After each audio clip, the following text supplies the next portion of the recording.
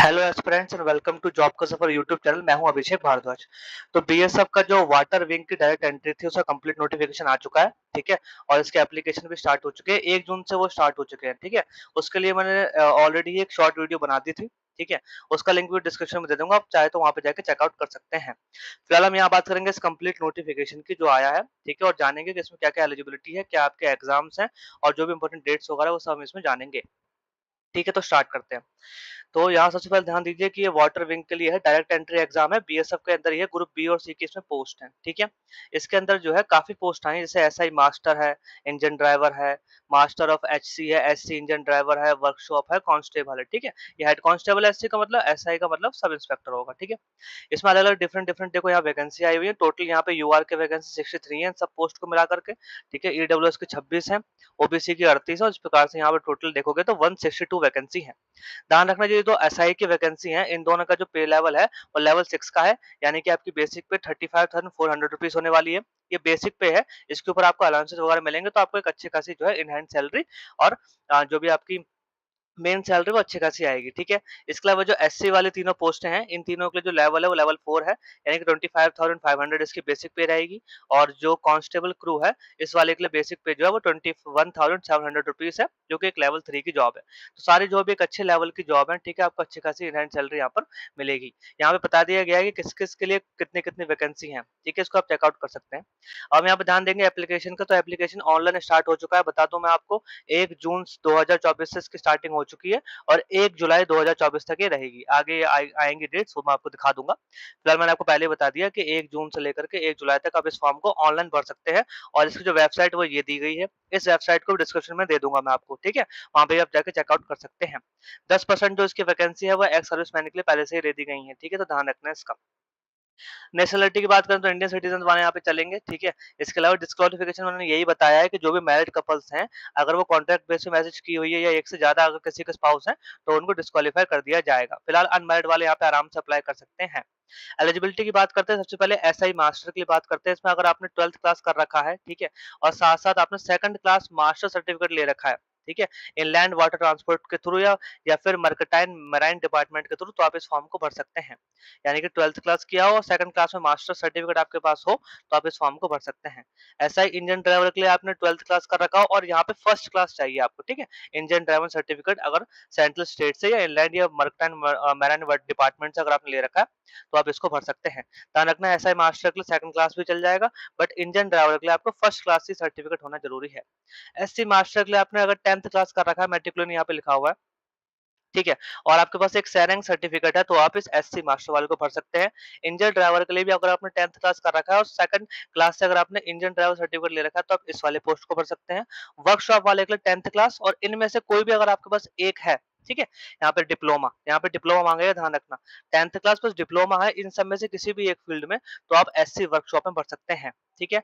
और constable crew वाले के लिए अगर आपने 10th क्लास कर रखा है, ठीक है, और 1 साल का अगर आपके पास एक्सपीरियंस है बोट को ऑपरेट करने का, 265 हॉर्स पावर के नीचे, ठीक है, और अगर आपको स्विमिंग भी आती है डीप वाटर में बिना किसी असिस्टेंट के, तो आप कांस्टेबल क्रू में भर सकते हैं। तो कांस्टेबल क्रू के लिए आपको 10th क्लास, 1 साल का एक्सपीरियंस बोट को ऑपरेट करने का और स्विमिंग आनी चाहिए, तो आप इसको भर सकते हैं, ठीक है। यहाँ पे साफ-साफ लिखा गया है कि सबके सब जो क्वालिफिकेशन है आपको ध्यान से पढ़ लेनी है, समझ लेनी है, तभी इसको अप्लाई करना है, नहीं तो बाद में आपको भी दिक्कत होगी और इनको भी हो सकती है, ठीक है। अब हम बात करते हैं एज लिमिट की, तो जो एसआई की पोस्ट है उन दोनों के लिए एज लिमिट जो है 22 से 28 साल तक की है, और जो बाकी बचती है पोस्ट उनके लिए 20 से 25 साल तक की है। क्रूशियल डेट की बात करें तो जो एप्लीकेशन की लास्ट डेट है, यानी कि 1 जुलाई 2024, अगर 1 जुलाई 2024 तक आपकी एज 22 से 28 साल है, तो आप इसके लिए भर सकते हैं, यानी कि एसआई वालों के लिए। और अगर 1 जुलाई 2024 तक आपकी एज 20 से 25 साल है, तो आप इन बाकी पोस्ट के लिए भर सकते हैं। यहाँ साफ-साफ लिखा गया है कि 22 से 28 साल वालों के लिए अगर आपकी जो डेट ऑफ बर्थ है वो 1 जुलाई 2024 तक यहाँ तक है, तो आप भर सकते हैं, जिसमें कि उन्होंने बता दिया है कि आपकी डेट ऑफ बर्थ 1 जुलाई 1996 से पहले की नहीं होनी चाहिए और 1 जुलाई 2002 के बाद की नहीं होनी चाहिए। मतलब आपकी जो डेट ऑफ बर्थ है वो 1 जुलाई 2002 से लेकर के 1 जुलाई 1996 के बीच की होनी चाहिए, ठीक है। सिमिलरली 20 से 25 वालों के लिए भी जो डेट ऑफ बर्थ है वो 1 जुलाई 1999 से जो है पहले की नहीं होनी चाहिए और 1 जुलाई 2004 के बाद की नहीं होनी चाहिए, तो ही आप इस फॉर्म को भर सकते हैं। समझ में आ गया होगा आपके। यहाँ पे बताया गया है कि क्या-क्या एज लिमिट है, ठीक है। बाकी कैटेगरीज़ के लिए वो आप चेकआउट कर सकते हैं यहाँ पे आराम से, ठीक है। इस पीडीएफ को भी मैं आपको डिस्क्रिप्शन में दे दूँगा, वहाँ से आप आराम से पढ़ लीजिएगा। फिलहाल मैं आपको बेसिक बता देता हूँ। ईडब्ल्यू सर्टिफिकेट वगैरह पहले से बना के रखना, ठीक है, ताकि आपको वहाँ पे कोई भी जो है दिक्कत ना हो। यहाँ बात करते हैं फिजिकल स्टैंडर्ड की, ठीक है, तो फिजिकल के लिए जो स्टैंडर्ड है वो 160 सेंटीमीटर दी गई है एससी एसटी वगैरह डिपार्टमेंट्स के लिए, ठीक है। चेस्ट दी गई है 70 से 78 सेंटीमीटर तक की। बाकी अगर आप हिमालयन पोस्ट हैं या किससे, तो आप इसको चेकआउट कर सकते हैं, ताकि वीडियो लंबी ना हो जाए, तो मैं बेसिक बता दे रहा हूँ, ठीक है। मेडिकल का भी यहाँ पे दिया हुआ कि आपकी जो आईज है वो कैसी होनी चाहिए, कैसे नहीं होनी चाहिए, तो ध्यान से इस एप्लीकेशन को पढ़ना, इस पीडीएफ को पढ़ना, मैं इसको दे दूंगा आपको, ठीक है, और फिर उसके बाद ही अप्लाई करना, टैटू वगैरह कहाँ पे अलाउ है, कहाँ पे नहीं है अलाउड, ठीक है। अब मैं बात करूंगा मेन यानी कि आपके सिलेक्शन प्रोसीजर की। तो इसमें आपका सबसे पहले एक रिटन एग्जामिनेशन होने वाला है, उसके बाद फिर आपका फिजिकल, ठीक है, और आपका मेडिकल होगा, तभी आपका आराम से सिलेक्शन हो जाएगा। अगर रिटन एग्जामिनेशन की बात करूं तो ये ओएमआर बेस्ड यहाँ पे आपका एग्जाम होने वाला है। इस एग्जामिनेशन में आपकी जीके आने वाली है 25 मार्क्स की 25 क्वेश्चन, रीजनिंग आएंगे 25 मार्क्स की 25 क्वेश्चन, मैथ्स आएगी 25 मार्क्स की 25 क्वेश्चन, और ट्रेड का अवेयरनेस आएगा 25 मार्क्स 25 क्वेश्चन। ये जो है टोटल 100 मार्क्स का आपका होगा। ये मैं बात कर रहा हूँ एसआई मास्टर और इंजन ड्राइवर के लिए, ठीक है। वहीं अगर आपने एससी मास्टर इंजन ड्राइवर के लिए भरना है या फिर क्रू वाले के लिए भरना है, तो आपका जीके आएगा 35 मार्क्स का 35 क्वेश्चन होंगे, रीजनिंग आएगा 35 मार्क्स का 35 क्वेश्चन होंगे, और मैथ्स आएगा 30 मार्क्स का 30 क्वेश्चन होंगे, टोटल 100 हो जाएगा। तो दोनों का अलग अलग सिलेबस यहाँ उन्होंने दिया है, ठीक है। ध्यान रखना है यहाँ पर जो आपकी क्वालिफिकेशन है मिनिमम, इसमें जो आपको क्वालिफाई के लिए मार्क्स दिए गए हैं ये दिए गए हैं, बट ध्यान रखना जो आपकी कट ऑफ जाएगी वो मिनिमम क्वालिफिकेशन से ज्यादा ही जाती है, ठीक है। रिटन एग्जामिनेशन में लगभग 6 टाइम्स बच्चे लिए जाएंगे, पीएसटी पीईटी और डॉक्यूमेंट वेरिफिकेशन के लिए और मेडिकल के लिए, ठीक है, यानी कि 6 टाइम्स बच्चों को लिया जाएगा। सेकंड फेज में आपका जो है, जो बच्चे क्वालिफाई कर देंगे 6 टाइम्स यहाँ पर, उनको सेकंड फेज में फिजिकल स्टैंडर्ड टेस्ट देना पड़ेगा पहले, ठीक है। इसमें आपका फिजिकल स्टैंडर्ड चेक किया जाएगा, आपकी हाइट वेट बॉडी वगैरह, ठीक है। इसके बाद आपका पीईटी होगा यानी कि फिजिकल एफिशिएंसी टेस्ट होगा, जिसमें आपको ये रनिंग की जाएगी यहाँ पर, देखो 1 माइल रेस, 1 माइल की रेस होगी 8 मिनट में करनी होगी, हाई जंप होगा, लॉन्ग जंप होगा, ठीक है। इसको तो आप चेकआउट कर सकते हो आराम से। जब आप इन दोनों को भी पास कर लोगे तब आपका डॉक्यूमेंट वेरिफिकेशन होगा, इसलिए कह रहा हूँ पहले से ही डॉक्यूमेंट का ध्यान रखना।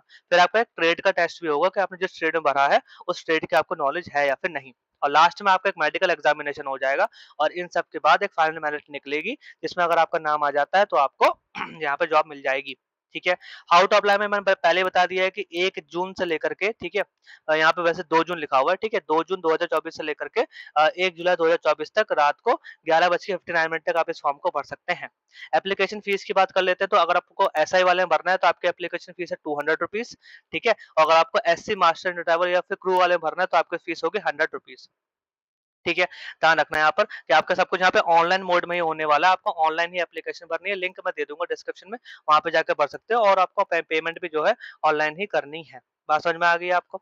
यहाँ बता दिया गया है कि आपका सेंटर कौन-कौन से है, तो एग्जामिनेशन सेंटर में आपका कोलकाता रह सकता है, गुवाहाटी है, ठीक है, जालंधर है, बैंगलोर है, यहाँ पे कदमतला है, गांधीनगर है, अगरतला है और दिल्ली है। तो यही आपके एग्जाम सेंटर रहेंगे रिटन एग्जामिनेशन के लिए।